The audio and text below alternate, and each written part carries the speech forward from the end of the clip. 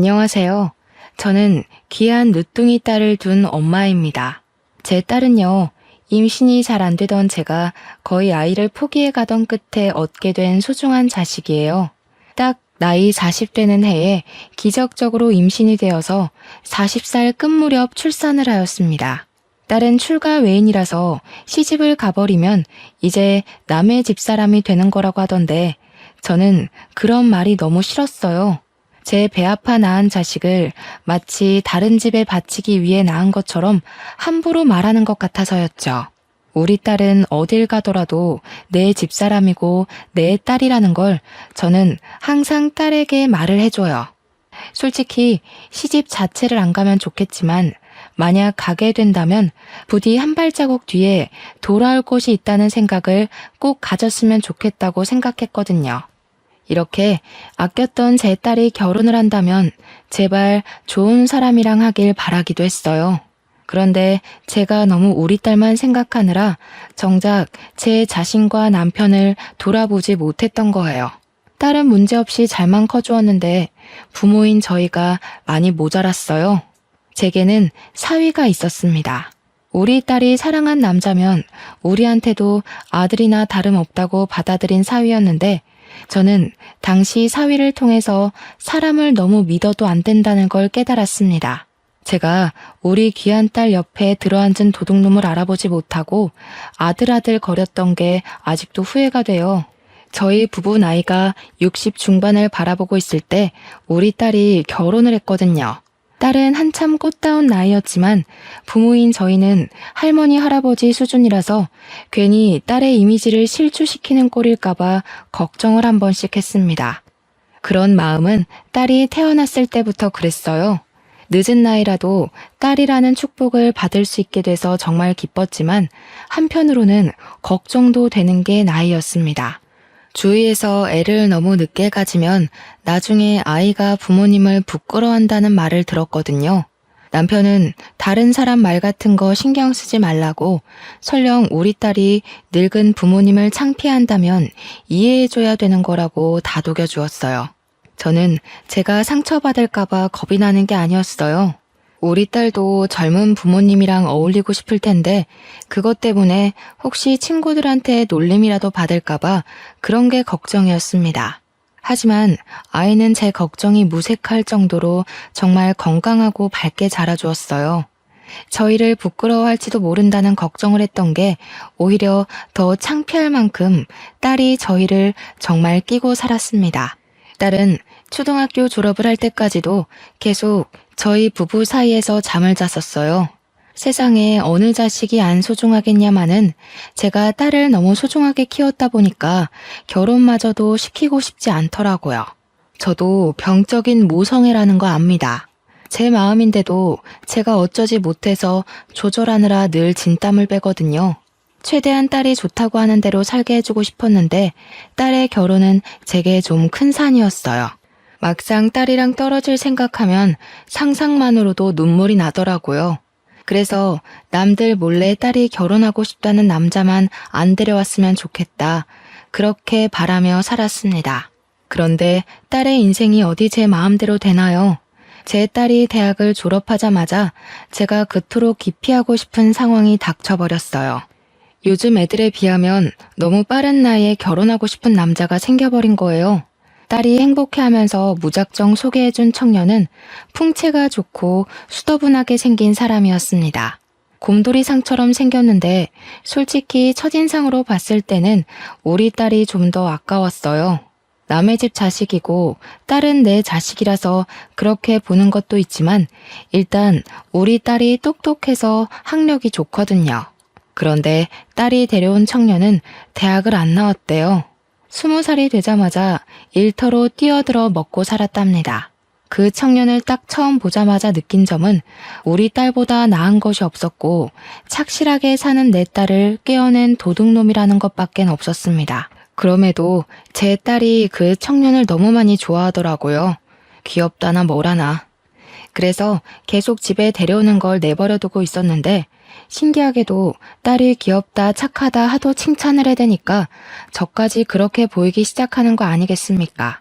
그 청년한테서 첫 만남 때만으로는 알 수 없었던 장점들이 시간 갈수록 속속들이 나타나더라고요. 에이, 우리 장모님 또 혼자 무거운 거 들려고 하시네.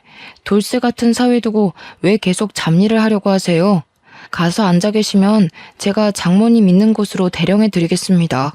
요즘 젊은 사람들은 늙은이들이랑 어울리기 귀찮고 할 일이 바빠서 남일에 간섭도 잘 안 한다고 알고 있어요. 그런데 이 청년은 자기를 사위라고 지칭하고 저를 장모라고 불러주면서 집안의 굳은 일을 전부 도맡아 해줄 뿐더러 애교가 엄청 많더라고요. 우리 딸만으로도 웃을 일이 많은데 난생 처음으로 남의 자식 때문에 하하 웃어보기도 했습니다. 이처럼 제가 결혼을 허락했던 건 사위의 성격이 너무너무 좋았기 때문이었어요. 사위의 다른 것이 전혀 안 보일 정도로 오로지 성격에만 매료가 되어버린 거죠. 그리고 이건 좀 나중에 들은 사실인데 사위가 우리 딸을 굶기지 않을 정도로 재력이 충분한 사람이더라고요. 가난한 사위라면 우리 딸이 같이 등골 빠지게 고생을 해야 되잖아요.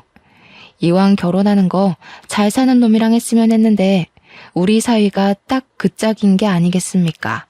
그리고 무엇보다 제가 100점짜리 사위라고 생각했던 건 사위 사정을 들어보니 사위한테는 부모님이 안 계시는 것 같더라고요. 어릴 적 안 좋은 사고로 일찍 돌아가셨다고 했습니다. 그 사실이 너무 안타깝고 마음이 쓰였지만 다른 마음으로는 살짝 안심이 되었어요. 우리 딸이 시집살이로 고생하는 건 제가 절대 못 보거든요.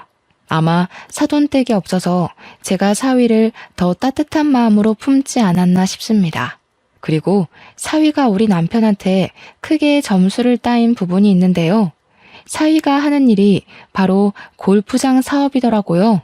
제 남편이 마침 골프광이라 부를 정도로 골프에 빠져 있는 사람입니다. 그런 상황에서 사위 사업장이 그렇다고 하니까 사위를 바라보는 남편 눈이 완전 빛이 나더라고요. 언제든지 말씀하세요, 장인어른. 제가 모시겠습니다. 제가 카운터에 장인어른 등록해 놓을게요. 장인어른 이제부터 공짜로 골프 치시는 거예요? 참, 이번에 장비도 바꿔보시는 게 어때요? 제가 이미 하나 마련해둬서 거절하시면 골프채가 주인 잃습니다. 엄마야, 세상에 어디서 이런 복덩이가 들어왔을까? 복덩이도 아니지. 완전 금덩이 수준이야, 금덩이. 역시 우리 딸이 보는 눈까지 이 애비를 닮아서는 신랑감 하나 잘 골라왔다. 아직 결혼한 것도 아닌데 사위는 저희한테 이미 사위나 다름없는 사람이었어요. 저희 집을 드나드는 것도 제법 자연스러워졌고 2달 정도 지났을 때는 저희 집에서 저녁을 먹고 가곤 했어요. 저는 우리 딸이 시집살이 안 하게 된 것처럼 사위한테도 처가살이 따위 모르게 하고 싶어서 올 때마다 잘해줬습니다. 그렇게 제 딸 결혼식이 임박할 동안 우리는 벌써 한 식구가 되어 있었죠. 결혼식 당일 막상 사돈 자리가 텅 빈 걸 직접 보니까 괜히 제가 마음이 안 좋더라고요. 사위도 결혼식 때는 마음이 싱숭생숭할 텐데 사위 기분도 걱정이 되었고요. 많은 사람들 앞이라고 속없이 싱글벙글 웃으면서 제 딸 손을 넘겨받는 사위를 보니 마음이 참 찡했습니다. 그런 사위를 보면서 저는 사위에게 엄마 같은 장모가 되어주겠다고 혼자 다짐을 했어요. 결혼식을 끝내고 애들은 따로 분가를 하였습니다. 그때가 되어서야 딸을 보낸다는 기분이 실감나더군요. 그렇다 하더라도 애들이 우리 집을 자기 집처럼 자주 찾아줘서 생각보다 쓸쓸하진 않더라고요. 사위가 좋은 사람인 걸 알고 있다 보니까 딸을 보낸 게 안심도 되었고요. 그런데요, 한 6개월 정도 지났을 때쯤이었어요. 딸이랑 사위랑 같이 저녁 식사를 하고 있는데 갑자기 애들이 황당한 소리를 하더라고요. 뜬금없이 합가를 하겠다고 하는 거 아니겠습니까? 들어와서 사는 거야 방이 없는 것도 아니라서 저희는 상관이 없는데 너무 갑작스러운 제안이라 좀 당황스러웠어요. 당연히 저는 좋았죠. 우리야 딸을 매일 볼 수 있으니까요. 그런데 얘들이 생활이 어려운 것도 아니고 애를 낳아서 맞벌이를 하는 것도 아닌데 갑자기 신혼 즐긴 지 1년도 안 돼서 합가하겠다고 하는 게 제 딴에는 살짝 이해하기 어려웠어요. 이가 엄마 해주는 밥이 더 맛있다잖아. 결혼 전부터 우리 집에서 밥 먹고 다니더니 완전 엄마 손맛에 길들여졌나 봐. 나보고 처가 가서 살자고 노래를 부르더라고. 예, 사실 맞습니다, 장모님. 제가 아주 지선이 못 살게 굴었어요. 지선이가 해주는 밥도 맛있긴 한데 장모님만큼은 아니더라고요. 자기 전에 장모님 해주는 시원한 국물 먹고 자면 다음날 아침까지도 개운하던데 그걸 못 잊겠기에 처가 가서 살자고 제가 졸랐어요. 듣자 하니 합가 제안은 사위가 먼저 언급한 듯 했습니다. 그 사실도 제게는 의외였어요. 다른 집은 어떤지 몰라서 잘 모르겠는데 보통 사위가 이렇게 먼저 합가를 하자고 하기도 하나요? 그전까지는 그저 사위의 이런 서글서글함이 좋기만 했으나 합가하고 싶은 이유가 겨우 제 손맛 때문이라는 게 왠지 제 기분을 찝찝하게 만들었습니다. 제가 글로만 쓰다 보니까 다들 저의 감정 변화가 너무 갑작스러워서 이해하기 어려우실 거예요. 그냥 제 기준에선 애들의 합가 이유가 납득이 잘 안 되었기 때문이에요. 물론 제가 좀 예민한 것일 수도 있죠. 하지만 먼저 말씀드리자면 이런 저의 촉은 훗날 어떤 불길을 암시하는 느낌이었다는 겁니다. 일단 저는 합가를 허락했어요. 딸 보낸 공허함은 다시 채워져서 좋으니 찝찝한 기분이 들더라도 좋은 게 좋은 거라고 생각하며 당장은 쉽게 흘러넘겼습니다. 사위는 합가를 하고 나서도 저랑 남편한테 엄청 사근사근하게 행동했어요. 애교도 많아졌고 먼저 우리한테 다가와 말동무도 해주기도 했습니다. 같이 살다 보니까 적응은 금방 되더라고요. 합가 초반에 꺼림칙했던 제 기분은 온데간데 없어지고 사위와는 부모 자식처럼 더 가까운 사이가 되었습니다. 이게 다 사위의 노력 덕분이라고 생각했어요. 근데 두 분은 휴대폰 잠금이 안 돼 있네요? 요즘에는 잃어버린다고 찾아주고 그런 거 잘 없는데. 야근 사람들도 훨씬 많아졌어요. 그러다 큰일 생기면 어쩌시려고요. 그래? 아이고, 근데 그런 거 다 귀찮아. 늙은 사람 휴대폰이라서 잃어버려도 볼 거 하나도 없는데 뭘. 전화기가 비싼 것도 아니고 골동품 쥐어봤자 자기들만 손해지. 장인어른 너무 안일하시다. 여기 보니까 은행 앱들도 다 깔려있는데요.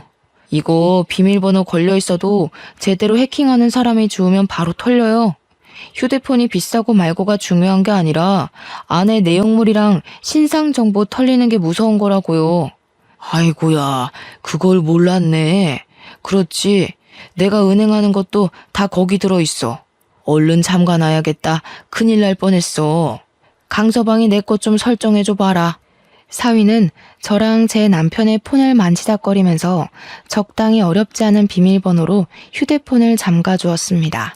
저도 남편처럼 휴대폰에 은행 앱이 깔려 있어서 남편과 똑같이 식겁했었어요.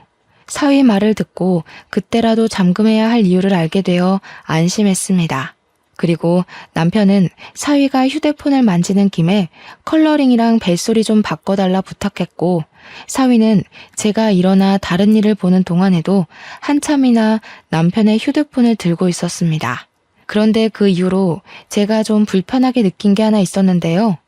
남편이 휴대폰에 관해 모르는 걸 먼저 묻는 경우는 뭐 그럴 수 있다고 쳐도 화장실 가고 없는 남편의 폰을 허락 없이 만지면서 이것저것 살피는 사위 행동이 좀 그렇더라고요. 제가 더 거슬렸던 건 그런 행동이 한두 날이 아니었다는 겁니다. 왜 허락도 없이 남의 휴대폰을 거의 매일 만지는 거죠? 좀 이상하지 않습니까? 사위는 제 폰이랑 남편 폰이 덩그러니 놀고만 있으면 우리 걸 가져가서 한참을 만지작거렸습니다. 한 번은 집안일 하다가도 그게 너무 신경 쓰여서 뭘 그렇게 보냐고 물은 적이 있었어요. 사위 말로는 우리 휴대폰에 좋고 편한 설정 많은데 우리가 그걸 잘 이용 못하는 것 같아서 최대한 깔아준다고 살피는 거라 했습니다. 아니면 갤러리를 구경한다고 둘러대기도 했고요. 그땐 제가 휴대폰에 대해 뭘 모르니까 마음이 좀 개운하지 않더라도 그러려니 했습니다. 우리 사위가 남도 아니고 저희 휴대폰을 훔쳐가는 것도 아니지 않습니까? 제가 괜히 예민해서 한 번씩 이상한 경계심이 올라오는 거라고만 치부하고 또 찝찝함을 넘겨버렸어요. 그런데 한날 남편이 사위 따라 사위 골프장에서 골프를 치고 같이 귀가를 했는데요. 이번에는 아예 사위가 남편 폰을 들고서 들어오더라고요. 그 옆에서 남편은 표정이 어두워 있었는데 분위기가 심상치 않아 보여서 무슨 일이냐고 물었었습니다. 아니 글쎄, 내 폰이 해킹당한 것 같아. 강서방이 급하게 봐주고 있긴 한데 어디 돈 빠져나간 건 아닌지 모르겠어. 뭐? 어쩌다가?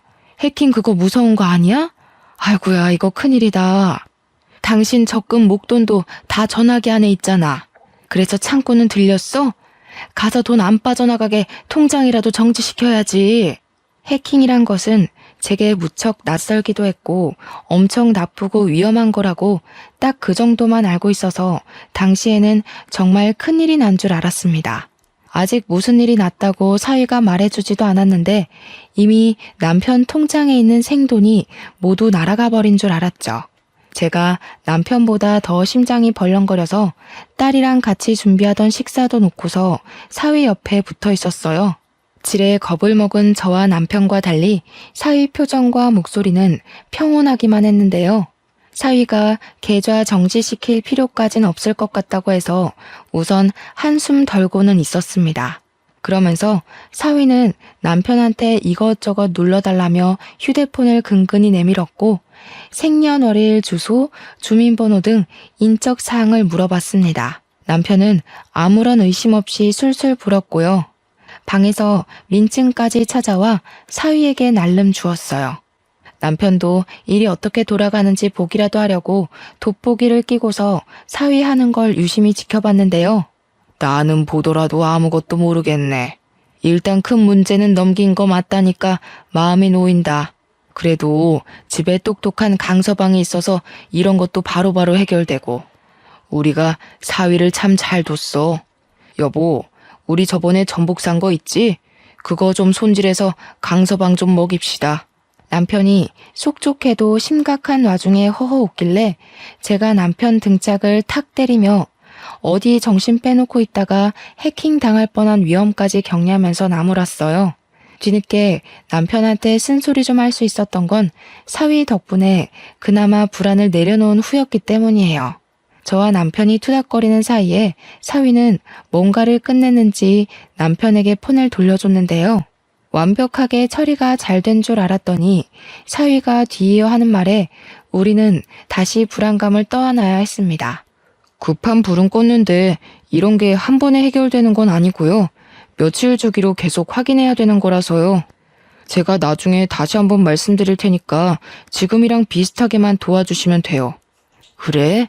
그럼 어디 돈 날리고 그런 거 아니야? 내가 가진 돈이 전부 전화기랑 다 연결되어 있거든. 그대로 있었어? 일단 지금은 그래요. 통장 같은 데는 전혀 문제가 없었고 대신 해킹 바이러스가 다른 방향으로 안에서 돌고 있을 수 있거든요. 갑자기 전화가 먹통이 될 수도 있고 문자나 인터넷 들어갔다가 해킹에 노출될 수도 있고요.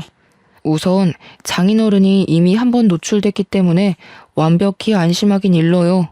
그 소리를 듣고 저는 다시 남편의 등짝을 팼습니다.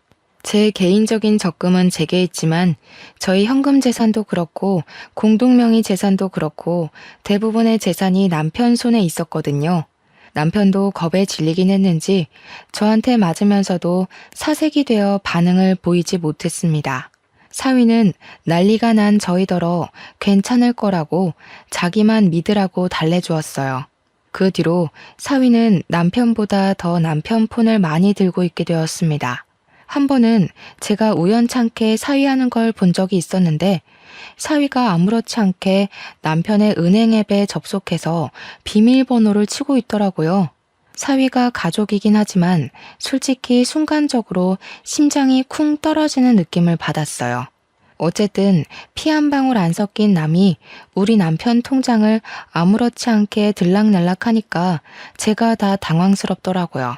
사위한테는 차마 묻지 못했고 남편한테 가서 사위가 왜 당신 은행 비밀번호를 알고 있냐고 다급하게 물어봤더니 남편 하는 말이 사위가 자기한테 일일이 찾아다니면서 비밀번호 눌러달라 하기 번거로우니까 그냥 번호를 알려달라고 했다더라고요. 그래서 외우고 있는 거래요. 그것까진 제가 몰랐던 사실입니다. 저희 딸도 남편 통장 비밀번호 모르거든요. 그런데 사위가 알고 있다는 게 좀 해킹 문제 때문에 어쩔 수 없다고 하지만 엄연히 재산 공개나 다름없는 거라서 조금 당황스럽고 불편했습니다. 어쨌든 사위 부탁대로 남편은 몇 번이나 사위를 도와 폰을 맡겼어요. 그 일이 오죽 지속이 되었으면 아직도 해킹 문제가 남았냐며 딸까지도 의아해하더라고요. 하지만 사위는 그저 진지하고 꼼꼼하고 심각하기만 해서 아무도 건드릴 수가 없었습니다. 그러다 남편 일이 제대로 해결되기도 전에 제 심장이 한 번 더 바닥을 친 적이 있었는데요. 여느 때처럼 평범한 날에 저한테 문자 하나가 도착했었습니다. 파란색 글씨가 반짝반짝한 게 뭘 누르게 되어 있어서 그걸 생각 없이 눌렀거든요. 그런데 언제 나타났는지 갑자기 뒤에서 튀어나온 사위가 제 폰을 뺏으면서 막 열을 내며 침을 튀기는 겁니다. 장모님, 그런 거 함부로 누르시면 안 돼요. 아, 망했다. 장모님 폰까지 털린 것 같은데. 이런 게 제일 흔하게 해킹당하는 방법이라고요. 이거 빨리 알아봐야겠는데요? 뭐? 아유, 그럼 어쩌나? 어떻게 좀 해봐. 나는 그냥 뭘 눌러야 하는 건가 싶어서 생전 그런 게 안 오더니 왜 갑자기 그런 게 날라오고 난리래? 너네 장인어른 문제 때문에 혹시 나한테까지 날라오고 그럴 수 있는 거야? 그건 더 알아봐야 돼요. 아마 그랬을 수도 있고요.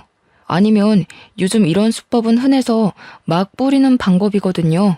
잘 아는 사람들은 이미 의심부터 해서 웬만하면 안 누르는데 장모님은 모르셨으니까 어쩔 수 없죠.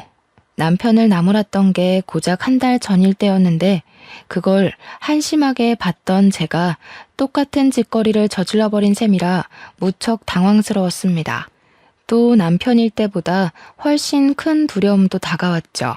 제가 남편보다는 돈을 적게 안고 있는 편이었지만 저 또한 적은 돈은 아니었거든요.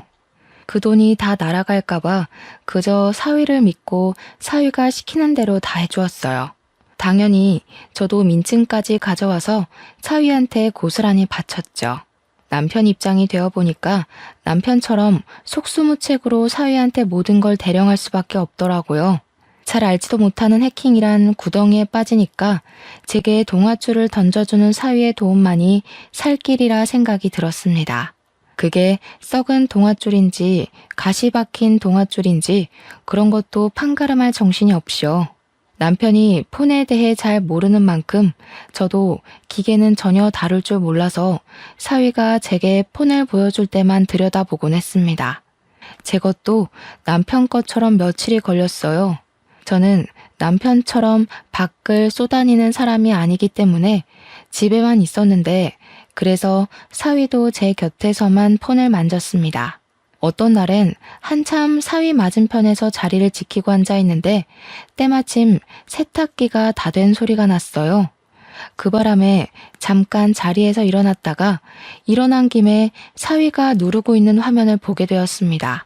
무슨 비대면 실명 인증 절차? 이해하긴 어렵지만 의문스러운 문구가 적혀 있는 겁니다. 역시 옛날 사람인 제가 빠르게 알아차리기엔 어려운 용어라서 그대로 세탁실에 갔고 잠깐만 있다가 다시 사위가 있는 곳으로 돌아왔습니다.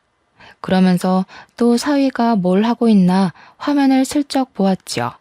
이젠 화면에 모바일 신용대출 신청서라 적힌 글자가 있더라고요. 대출 신청서? 그 정도는 저도 알아들을 수 있는 말이었습니다. 대출한다는 거잖아요. 그런데 대출이랑 해킹은 관련이 없지 않습니까? 사위가 손가락을 빠르게도 놀리면서 열심히 제 신상 정보를 신청서에다 적어 내려가는 중이었어요. 거기다 대고 제가 뭐 하는 거냐고 대놓고 물어봤죠.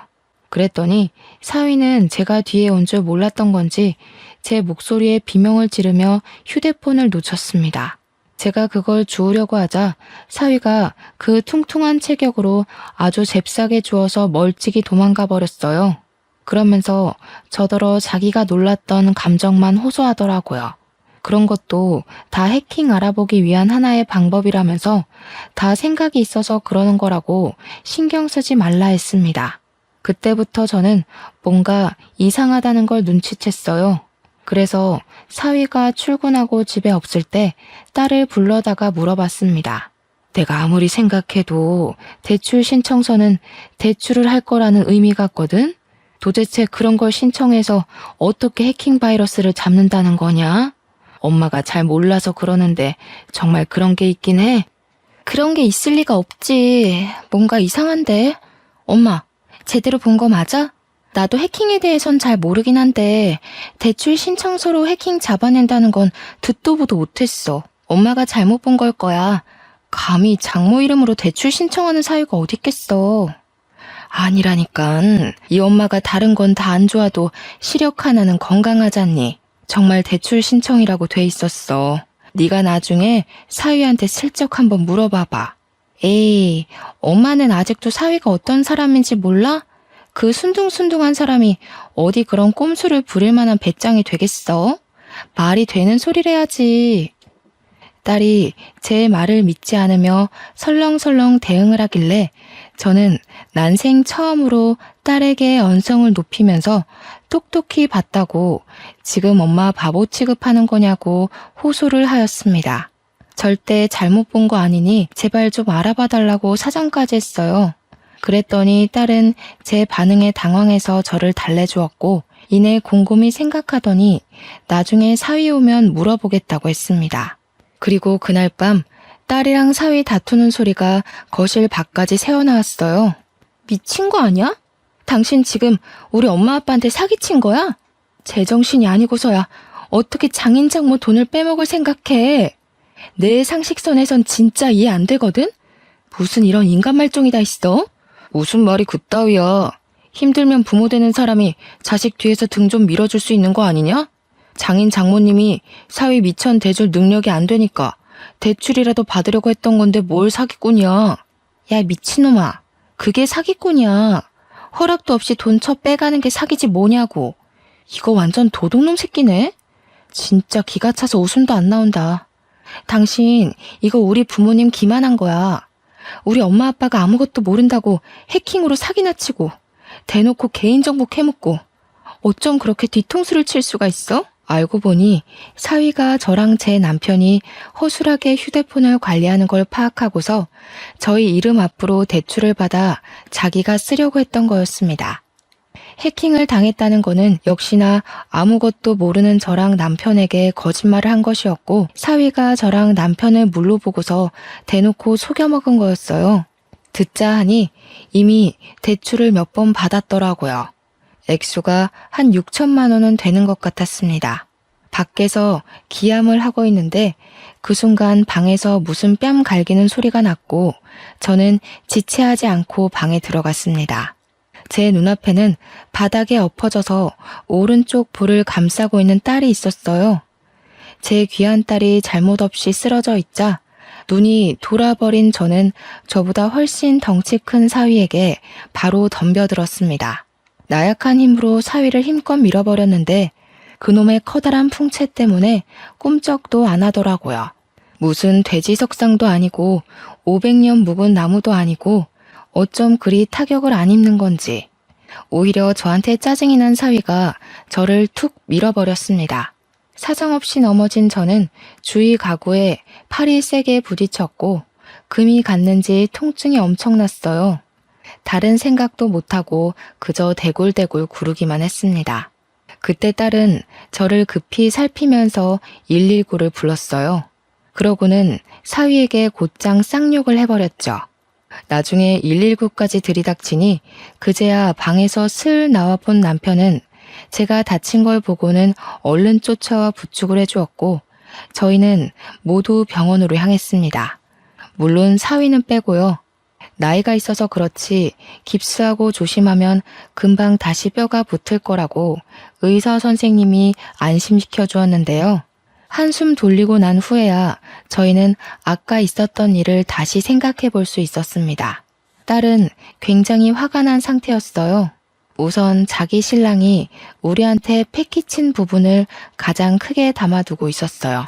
딸은 집으로 돌아가는 길에 사위를 경찰에 신고해버렸습니다. 제가 딸을 잠시 말리면서 신고를 해버리면 너네 이혼할 수밖에 없다고 했더니 딸이 그딴 도둑놈 새끼랑은 못 산다고 당연히 이혼할 거라 하대요. 그래서 딸이 마음대로 하도록 저도 내버려 두었습니다.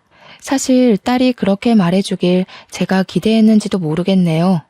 그렇게 바로 경찰서로 간 저희는 사위에게 무슨 짓을 당했는지 세 식구 다 진술서 작성하고 난 뒤에 사위를 만났습니다.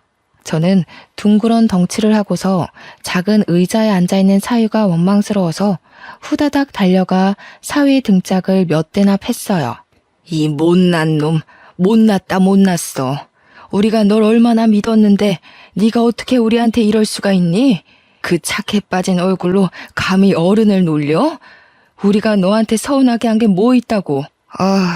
이렇게 눈치 없고 답답하게 구시니까 제가 사기라도 칠 수밖에 없었던 거예요. 다른 집 처가들은 사위한테 용돈도 몇백씩 주고 그런다는데 장모님은 목돈도 많으시면서 저한테 한 푼도 안 주셨잖아요.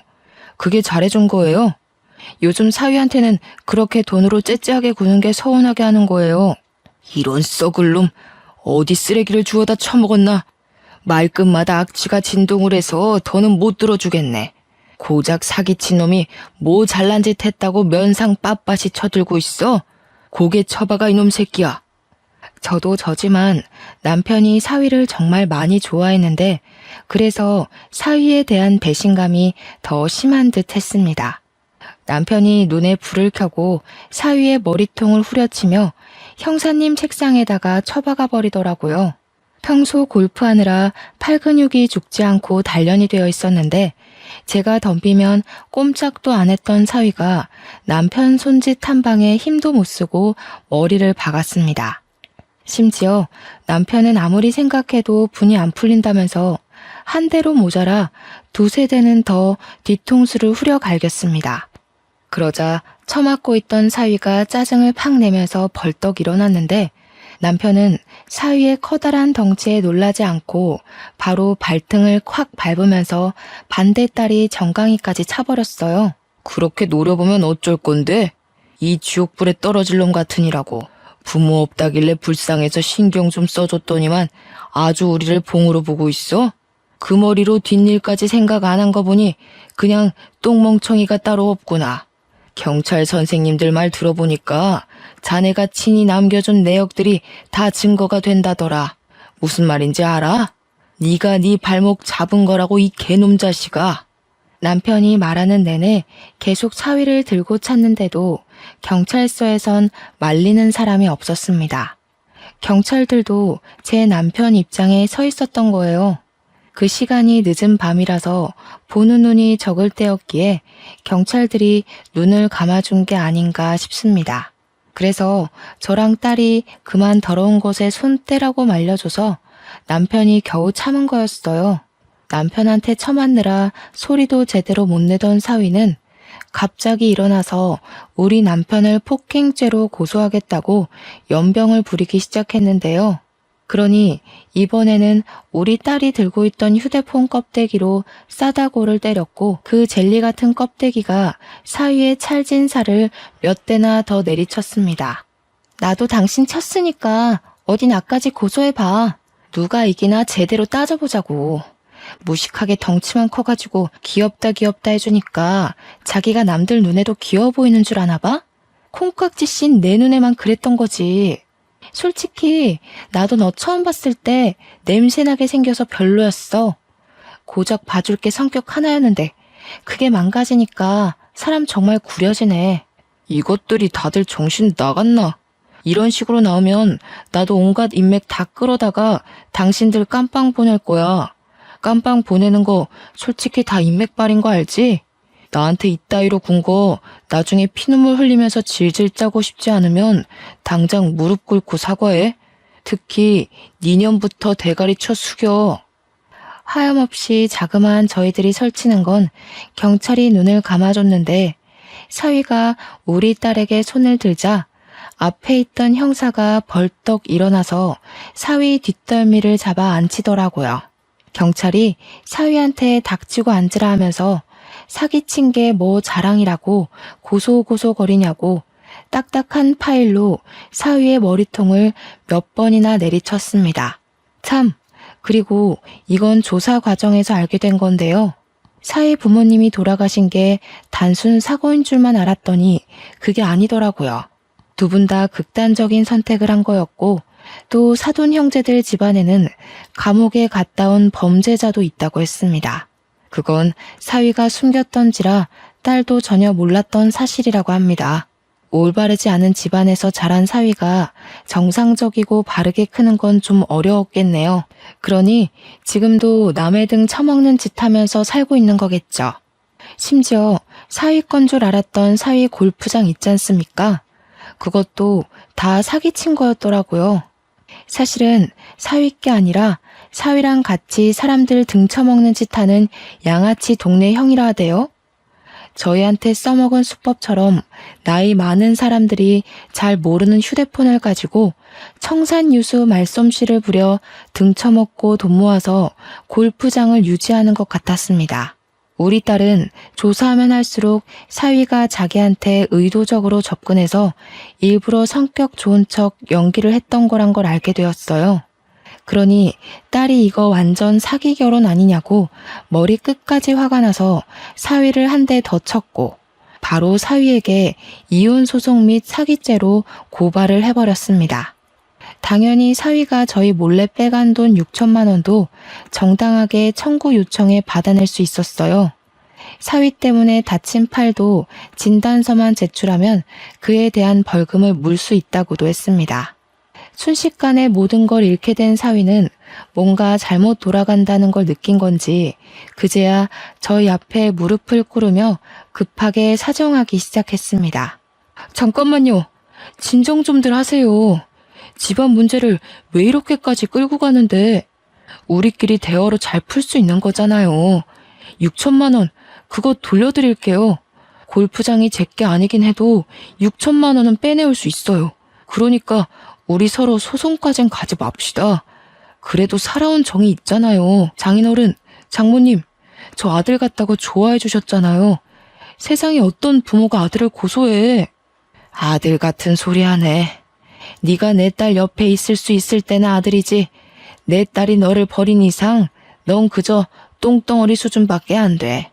그저 지 목숨 건사하려고 무릎 꿇고 사정하는 것도 보기 역겨워 죽겠다. 그동안 네 목구멍으로 쳐넣은 우리 집 쌀이 다 아까워. 진짜 너무하시네요. 저 부모 없다고 더 이렇게 막대하시는 거죠? 이거 사람 2번 죽이는 거예요. 부모님한테 버림받았을 때 느낀 트라우마가 2분 때문에 다시 살아날 지경이라고요. 이게 사람으로서 할 짓이에요? 시끄럽다 이놈아. 지 부모까지 욕보이게 하는 썩을 놈 같으니라고. 이 와중에도 그저 사기칠 생각밖에 안 하네.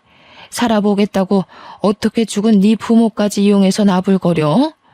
그래봤자 하늘이 알고 땅이 알아. 부모 없이 컸으면 더 정신 똑바로 차리고 살았어야지. 그러니까 너는 고작 사기꾼 나부랭이밖에 안 될 운명이었던 거다.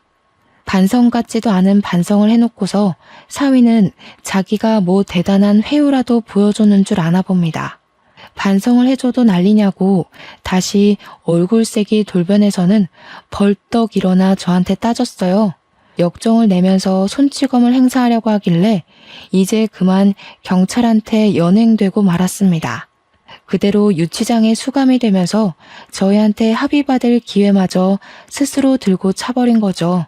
그리고 사위가 양아치 형님이랑 같이 운영해왔다던 그 골프장은 경찰들이 바로 압수수색을 나갔는데요. 세상이나 글쎄 그 골프장이 다른 골프장처럼 멀쩡한 곳은 아니더라고요.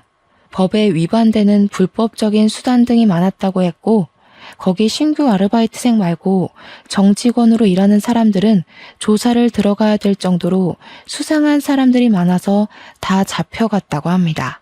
당연히 골프장은 잠정적으로 운영 정지시켰고요. 무슨 깡패들 현금 세탁하는 곳으로 이용되고 있다고 했었나? 저는 경찰한테 자세히 전해 들어도 뭐 아는 게 없으니 그저 사위가 아주 못된 놈이었다는 것만 기억하고 있어요. 사위 포함해서 몇몇 우두머리들은 징역을 살게 되었다고도 들었습니다. 살면서 깡패를 만나게 되는 일도 드문데 깡패 같은 놈이 우리 사위로 왔다 갔으니 어디 쪽팔려서 이런 얘기를 할 수나 있을지 모르겠네요. 아무리 우리가 늙어서 세상 물정 잘 모른다고 하지만 우리 같은 노인네들도 한 시대에서 청춘을 보내온 사람들입니다. 우리가 젊었을 그 당시에도 마찬가지로 그때의 노인네들은 아무것도 몰랐어요. 그렇다고 사위처럼 젊은 나이 믿고 노인네들한테 사기치는 짓은 안 했다는 거예요. 사기는 그냥 사기일 뿐이에요. 어떤 변명이 붙어도 그건 말 그대로 변명일 뿐이라고 생각합니다. 사기치는데 젊고 늙고가 어디 있겠습니까? 젊으면 한 번쯤 사기쳐 볼 수도 있고 늙으면 한 번쯤 사기당해 볼 수도 있고 이런 건 말이 안 되죠. 똑같은 인간인데 같은 땅덩어리에서 같은 목숨을 갖고 사는 사람이 그러면 안 되는 겁니다. 도대체 어떤 마음으로 살아야 사위처럼 결혼까지 해서 돈을 빼올 생각을 하는지 그건 아직도 이해하기 어렵고 잘 모르겠네요. 어쨌든 제 딸은 다행히도 이혼을 했다고 해서 그리 큰 타격을 받은 건 아니지 싶었어요. 친구들이랑 통화하면서 매일 밤 사위 욕을 하는 걸 들었거든요. 만약 재기할 수 없을 만큼 큰 상실감을 얻고 무너졌다면 훗날 이런 이혼 사실이 딸 인생의 트라우마로 남을 만큼 큰일이었다면 저렇게 다른 사람에게 쉽게 얘기하진 않지 않았을까 조심스레 생각해봅니다. 가끔씩 딸이 저랑 남편한테도 사위 욕을 하면서 정신 빠진 놈 데려와서 미안하다고 사과를 해줍니다. 이제는 만약 결혼 상대가 또 생긴다면 부부되는 기념으로 서로 같이 경찰서에서 명확하게 신원조회나 범죄조회를 하고 난 뒤에야 결혼하겠다고까지 했어요. 우리 딸이 씩씩하게 마음을 정리한 것 같아서 저와 남편은 많이 안심했습니다. 당분간 딸은 자기 삶에 집중하고 싶다면서 소개팅이 들어오면 한 3년은 거절할 거래요. 그러면서 하는 말이 사실 결혼을 해보니까 좀 피곤하고 재미없더라면서 다시 솔로가 된 기분을 실컷 만끽하고 싶다네요. 저희야 뭐 딸의 의사를 존중해주니까 그저 딸이 웃을 수 있다는 것만으로도 더 바랄 게 없습니다. 그런데 한편으로는 정말 괜찮은 사위가 있다면 진짜 내 식구 잘 살아볼 수 있었을 텐데 하는 아쉬움은 있어요. 그 사기꾼이 아쉽다는 게 아니라 그냥 사위의 존재가 있더라도 딸이 저희에게서 멀어지는 게 아니란 걸 느껴서 그런지 북적거렸던 분위기가 한 번씩 그립긴 하더라고요. 그렇다고 딸이 섣부르게 사윗감을 데려오는 건 또 안 바라네요. 참 욕심도 많죠? 어쨌거나 여러분들도 늘 스스로를 위해 너무 풀어지지 마시고 한 번씩 주의를 경계해보는 것도 나쁘지 않을 것 같아요. 이 사기꾼들도 만만한 사람한테 잘 들러붙더라고요. 우리 서로 조심해서 나쁠 것 없지 않습니까? 그럼 항상 좋은 일만 있으시고 몸 건강하시길 바라면서 저는 이만 쓰도록 하겠습니다. 감사합니다.